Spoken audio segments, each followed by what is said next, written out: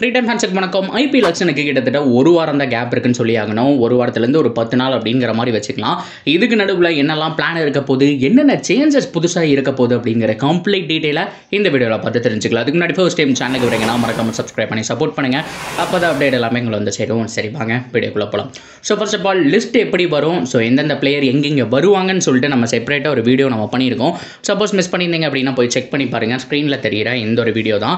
அதை தொடர்ந்து இந்த தடவை இருக்க போகிற மாற்றங்கள் என்ன அப்படிங்கிறத ஃபஸ்ட்டு பார்த்துடலாம். ஸோ பொதுவாக ஐபிஎல் ஆக்ஷன் எப்படி தொடங்குவாங்க அப்படின்னா, பேஸ் ப்ரைஸ் வந்துட்டு ஒரு 10 lakh எல்லாம் இருந்தது. அவர் 20 lakh அப்படிங்கிற மாதிரிலாம் மாற்றினாங்க. அண்ட் எகைன் வந்துட்டு 25 lakh அப்படிங்கிற மாதிரி சொன்னாங்க. ஆனால் இந்த தடவை பேஸ் ப்ரைஸ் 30 லட்சம் அப்படிங்கிற மாதிரி சொல்லியிருக்காங்க. பிகாஸ் ஒரு மிகப்பெரிய ஹைக் அப்படிங்கிறது இந்த வருஷம் கொடுத்துருக்காங்க. ஒவ்வொரு டீமுக்கும் 120 கோடியா ப்ரைஸோட அந்த ஒரு ப்ரைஸ் மணி இருக்கு இல்லையா, ஸோ அதை வந்துட்டு அதிகப்படுத்தி கொடுத்தது மட்டும் இல்லாமல் ஸோ மற்ற எல்லா பிளேயருக்குமே ஒவ்வொரு ஹைக், அதாவது ஓடிஐயில் இந்த ஃபார்மெட்டுக்கு இவ்வளோ சம்பளம், ஸோ ஒவ்வொரு மேட்சுக்கு இவ்வளோ சம்பளம், என்டையர் மேட்சுமே விளையாண்டிங்க, அந்த சீசனில் இருக்கக்கூடிய எல்லா மேட்சுமே விளையாண்டிங்க அப்படின்னா இவ்வளோ சம்பளம்னு சொல்லி எவ்வளோ ரூல்ஸ் வந்திருந்தாலும் இந்த தடவை அப்ளை பண்ணுறக்கூடிய பிளேயர்ஸுக்கு பேஸ் ப்ரைஸ் வந்துட்டு 30 லட்சம் அப்படிங்கிற மாதிரி சொல்லியிருக்காங்க. பொறுத்திருந்து பார்ப்போம். லிஸ்ட் வந்தோடனே கன்ஃபார்ம் பண்ணிக்கலாம். இதை தொடர்ந்து வரப்போகிற இந்த லிஸ்ட்டில் புதுசாக இருக்கக்கூடிய விஷயங்கள் என்ன அப்படின்னு கேட்டிங்கன்னா, லைக் போன தடவை ஒரு மிசில் ஸ்டாக் ஆக்ஷன் வந்தார் 2014-15 அப்புறம் பெருசாக வந்துட்டு முகமே காட்டல.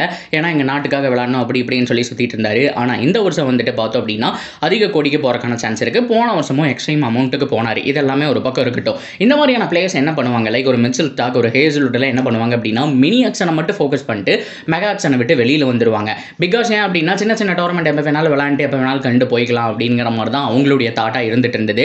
ஆனால் அதுக்கு ஆப்பு வைக்கிற மாதிரி இந்த தடவை நீங்கள் அப்ளை பண்ணல அப்படின்னா ஸோ அடுத்த வருஷம் இருக்கக்கூடிய மினி ஆக்ஷனுக்கு விளையாடக்கூடாதுன்னு சொல்லிட்டாங்க. இப்போ யாருக்கு மிகப்பெரிய ஆப்பு அப்படின்னா, ஸோ இப்போ வந்திருக்கிற நியூஸ் படி பென் ஸ்டோக்ஸ் அப்ளை பண்ணல அப்படிங்கிற மாதிரி சொல்லியிருக்காங்க.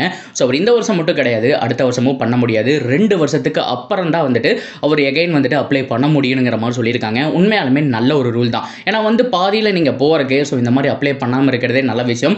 எல்லா டீமும் பட்ஜெட்டே வந்துட்டு சேஃபாக வச்சுக்குவாங்க. லைக் ஒரு பென் ஸ்டோக்ஸ் வராரு அப்படின்னா 10 கோடிக்கு மேலே தான் அவருடைய அந்த ஒரு அமௌண்ட் அப்படிங்கிறது போகும். ஒரு பீக் லெவலில் வந்துட்டு எடுத்துகிட்டு போவார் இந்த ஆக்ஷனை.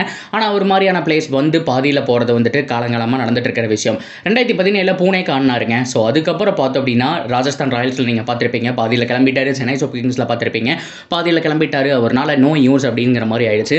ஸோ ஆக்ஷனுக்கு முன்னாடியே இதெல்லாம் தெரிவிச்சுட்டா நாங்கள் ப்ரிப்பேர் ஆயிடுவோம் அப்படிங்கிறதுனால இதை கொண்டு வந்திருக்காங்க. இதுவும் உண்மையாலுமே சூப்பரான விஷயம். இதற்காகவே பார்த்தோம் அப்படின்னா ஹேசல்வுட் இந்த ஆக்ஷனை அப்ளை பண்ணியிருக்காங்க அப்படிங்கிற மாதிரியும் ஒரு தகவல் வெளிவந்திருக்கு. லைக் இதுக்கு முன்னாடி ஒரு 2 மாதத்துக்கு முன்னாடி இந்த வருஷம் ஐபிஎல் நான் விளையாடுறதுக்கு விருப்பம் இல்லைங்கிற மாதிரி சொல்லியிருந்தாங்க. இந்த ரூல்ஸ் எல்லாம் தெரிஞ்சதுக்கப்புறம் இந்த வருஷம் நான் விளையாட போகிறேன் அப்படிங்கிற மாதிரி அவர் சொல்லியிருக்கிறதா வந்துட்டு தகவல் வெளிவந்திருக்கு.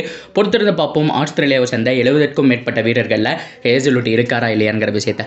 அண்ட் ஃபைனலாக இது எந்த ஃபார்மெட்டில் நடக்க போகுது. ஸோ நிறைய பேருக்கு இருக்கக்கூடிய கேள்வி, என்னதான் 110 கோடி பட்ஜெட்டையும் 70 கோடி 80 கோடிங்கிற மாதிரி பட்ஜெட்டையும் ஏகப்பட்ட டீம்ஸ் வச்சிருந்தாலும் எந்த ஃபார்மெட்டில் நடக்க போகுது, இதை பொறுத்து தானே பிளேயர்ஸை வாங்க முடியும் அப்படின்னு கேட்டிங்கன்னா, இதில் இருக்கக்கூடிய மிகப்பெரிய மைனஸ் அண்ட் மிகப்பெரிய ப்ளஸ் பாயிண்ட் என்ன அப்படின்னா மார்க்கி பிளேயர் லிஸ்ட். அதாவது ரொம்ப காலமாக ஐபிஎல்ல விளையாடுறவங்க, ஒரு சீனியர் பிளேயர்ஸ், ஒரு ஸ்டார் பிளேயர்ஸ், இவங்க எல்லாமே ஃபில்டர் பண்ணுவாங்க. ஃபில்டர் பண்ணி அந்த மார்க்கி பிளேயர் லிஸ்ட் அப்படிங்கிற மாதிரி இருக்கும். அதுலேயே நீங்கள் ஃபேப் டு பிளஸி, பட்லர், ஒரு இசான் கிர்சான், ஒரு ரிஷப் பண்ட், ஒரு கேஎல் ராகுல், ஒரு முகமது ஷமி, இவங்க எல்லாரையுமே பார்க்க முடியும். ஸோ இந்த ஒரு மார்க்கி பிளேயர் லிஸ்ட்லேயே மேக்ஸிமம் வந்துறதுனால ஸோ பஞ்சாப் கிங்ஸ் மாதிரியான டீம் இதில் தான் வாங்கி ஆகணும். இதை தாண்டி அடுத்த ரவுண்டுக்கு போய்க்கலாம்னு சொல்லி வெயிட் பண்ணுறக்கான சான்ஸே இல்லை. ஏன்னா அவங்களுக்கு ஒரு கேப்டன்சி மெட்டீரியல் மாதிரிலாம் தேவைப்படுது. ஸோ அது மட்டும் இல்லாமல் சூப்பராக இருக்கக்கூடிய பிளேயர்ஸ் எல்லாம் வேணும். இவங்க எல்லாருமே வந்துருவாங்க அப்படின்னால பட்ஜெட் இருக்கிறவங்க ஆதிக்கம் செலுத்தலாம். ஆனால் மிகப்பெரிய மைனஸை என்ன தெரியுமா, இதில் ஃபர்ஸ்ட் வரவங்களுக்கு அதிகப்படியான அமௌண்ட் ஸ்பெண்ட் பண்ணுறக்கான சான்ஸ் இருக்குது. ஆனால் second and third and list முடிய வரக்கு கம்மியான ஒரு அமௌண்ட்டில் தான் போவாங்க அப்படிங்கிற மாதிரியான ஒரு ப்ரெடிக்ஷன். லைக் ஒரு ஸ்ரேயாஸ் ஐயர் வந்துட்டாங்க அப்படின்னா பஞ்சாப் கிங்ஸ்க்கு ஓகே கேப்டன்சி மெட்டீரியல் ஆச்சு அப்படிங்கிற மாதிரி ஒரு 10 கோடியிலிருந்து 15 கோடி வரைக்கும் போட்டு எடுக்கிறதுக்கான சான்ஸ் இருக்குது. ஸோ இந்த மாதிரி நிறைய எதிர்பார்க்கலாம். ஸோ வருஷம் ஆக்ஷன் நடக்கும் அப்படின்னா கூட இந்த வருஷம் முதல் நாள், அதாவது 24, 25 நடக்குன்னு சொல்லியிருக்காங்க. அந்த 24ஆம் தேதி மதியானம் ஒரு 2 மணிக்கு ஸ்டார்ட் பண்ணுறாங்க அப்படின்னா நைட் ஒரு 8 மணி வரைக்கும் நடக்கும். அடுத்த நாள் காலையில், அதாவது 25ஆம் தேதி காலையில் பேலன்ஸ் இருக்கக்கூடிய பிளேயர்ஸ் எல்லாம் வாசித்து மத்தியானத்தோடவே ஃபினிஷ் பண்ணிடுவாங்க. ஸோ இதுதான் ஓவரால் லிஸ்ட்டாக இருக்க போது. உண்மையாலுமே இப்படி 2ஆக பிரிக்கிறதுனால ஸோ பிளேயர்ஸுக்கும் பார்த்தோம் அப்படின்னா அந்த ஸ்பேஸ் கிடைக்கும். ஸோ நிறைய பிளேயர்ஸ் வந்துட்டு வாசித்து பார்க்கலாம். பொதுவாக இந்த கேம்பில் ஆல்ரெடி இந்த பவுலிங்கெல்லாம் வந்திருப்பாங்க இல்லையா, டெஸ்ட்கெல்லாம் வந்திருப்பாங்க. இதெல்லாம் வச்சு தான் ஃபில்டர் பண்ணி ஒவ்வொரு டீமுமே எக்ஸ்பெக்ட் பண்ணிட்டு இருக்காங்க. அவங்க எல்லாமே மார்க் பண்ணி வச்சிருப்பாங்க. ஸோ சென்னை சூப்பர் கிங்ஸ் கூட 17 வயசு பையன் மேலே கண்ணு வச்சிருக்கிறதா சொல்லியிருக்காங்க. பொறுத்திருந்து பார்ப்போம். இதனால ஏகப்பட்ட அட்வான்டேஜும் இருக்குது, டிஸ்அட்வான்டேஜும் இருக்குங்கிறத நான் ஃபீல் பண்ணுறேன்.